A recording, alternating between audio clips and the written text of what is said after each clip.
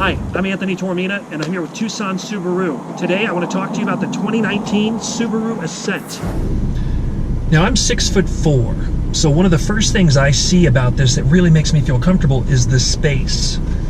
I can adjust this to fit exactly where I need it to be, the right height. The option to be able to adjust the steering wheel, I tilt and telescope as well. This is great. This really is. Steering wheel's a perfect size. You have the paddle shifters right on the back, and all functions directly in front of you, so you really don't have to take your hands off the steering wheel at all. You have Bluetooth accessibility, volume controls for your audio. You can even change the source, voice control. You also have your eyesight features here, so I can adjust the eyesight controls for my cruise. This is very nice.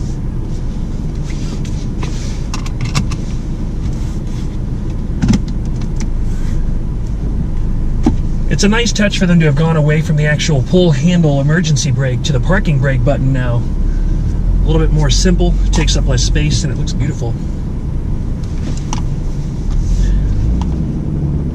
Now on this drive today, I think it would be best for us to do a couple of different driving conditions. I'm going to take us out, we'll do some turning radius changes.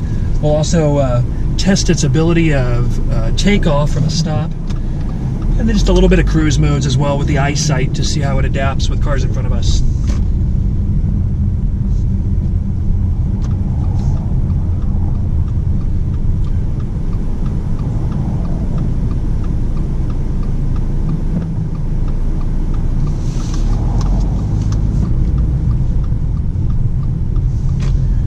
Here in Tucson, one of the biggest things we have to worry about is the fact that roads, wow, that really takes off. Roads are a little bit rougher than in most places, so feeling the comfort of the suspension is very important when you're really testing out a vehicle, and this car is impeccable. The symmetrical all-wheel drive comes into play in a lot of areas that you wouldn't expect it to. We have a lot of sand, rain, those simple things can make a big difference. Here in Arizona, it rains every so often. Monsoon season can be quite a bit more, but when you're talking about spurts of rain after a good month or two of no rain, it can really make the roads slick. So symmetrical all-wheel drive is very important with that.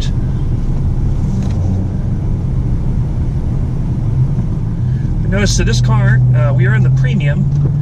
Of course, with all Ascents, it's going to have the standard eyesight. This does have the option for navigation as well, which is showing on the screen. What I've noticed here is it also shows me the speed of the road that I'm on directly in the front, right between the cluster here. So I can see a digital speed of exactly how fast I'm going, but it also shows me the speed limit of this road is 45, which is really nice to have right in front of you. Often you're driving, you don't actually know what the speed limit of the road you're on is. So takeoff is very quick. You've noticed that power goes straight to the wheels a lot faster than you would expect. It is a 2.4 liter Boxer 4 engine. We're pretty aware the Boxer 4 engine is very specific to Subaru. It's been around for quite a while. That's a very nice sounding engine. Of course, it gives you a lower center of gravity. It's really enjoyable to have that less body sway from side to side.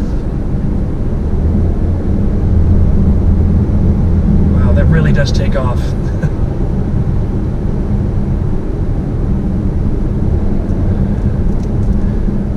So noticing cars coming up at the side, there actually is a little light that's on the exterior of the side mirror. Now usually you'll see blind spot monitoring in the mirror itself. Subaru has changed that location to be on the exterior in a small square that creates an orange illuminated line that is going to let you know when somebody's in your blind spot on whichever side of the car it's on. If you have your turn signal on, that light is going to flash at you to give you an extra alert. But it is nice that it's not in the mirror anymore, because now you actually have a better comfort of seeing that rather than getting it lost inside that image of what you see in the mirror.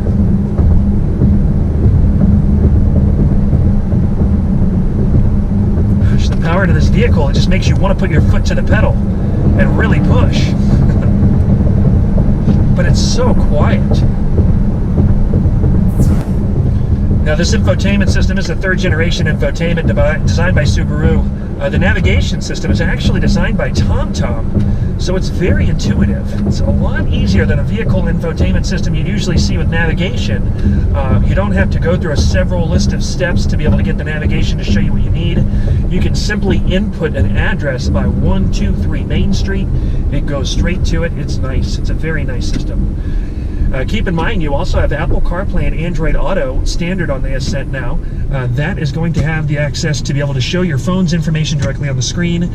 You're also going to have abilities to show your navigation on there as well. So if you have an affinity for your Google Maps or your Apple Maps, you're going to be able to put that directly on your screen here and use whatever map locations you have stored on your phone right on the screen. So it makes it very nice. Notice dual climate control in the front. You also have air control in the rear, and you can control that from the front also. So tri-zone climate control is going to be standard for the vehicle. You have heated seats right here, 3 modes. That's great. Auto vehicle hold. This is a new feature for Subaru. AVH is what they call it. So if I'm sitting here at a light, which I have right now, I've engaged it.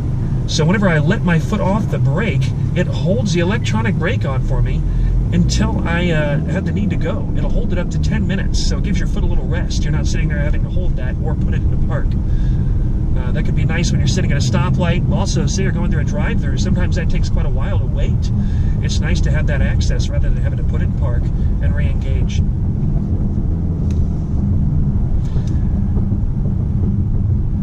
I noticed whenever I was waiting at that stoplight, as I was explaining that, it actually beeped to alert me that cars in front of me had started to move. So it gives you a little heads-up notification rather than having somebody behind you have to honk. It's going to let you know that cars have now started to go, and you might want to start moving as well. That works in tune with the other eyesight features. You're going to have the access to have lane departure warning and lane sway warning. You're going to have adaptive cruise control and forward collision prevention. This all comes together. This is the 3rd generation eyesight system. It's been in the market here since 2012, and it's pretty amazing what it's able to do.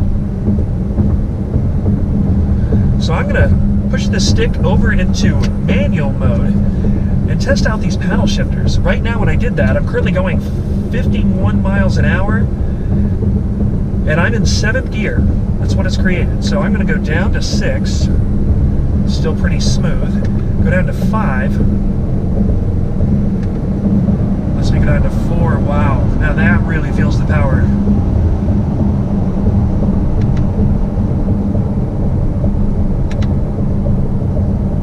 What's nice about these paddle shifters is they're not ginormous. They fit perfectly behind your fingers, so you can hold onto the steering wheel without them being in the way. But in the event of using them like I am now, my hands fit perfectly where they're supposed to be be able to paddle shift and not feel clunky or anything like that. It's very ergonomic. So it's nice, they have added a heads-up display for this now. It's going to be an illumination of different lights and colors directly on the dash that will shine the light up at the windshield, non-intrusive. And this is giving you little notifications about things that are happening. For example, when I sway over a line, it illuminates yellow and flashes on the side of the car that you're actually going over the line at. So it lets you know if you might be, verging out of where you're not supposed to be. It just happened again if you heard that illumination there. So I didn't have my turn signal on and I went over a dotted line. It's very interesting. I'm turning down a neighborhood road here. I wanted to test its ability with a little bit more of a sandy condition and also see what this turning radius is like.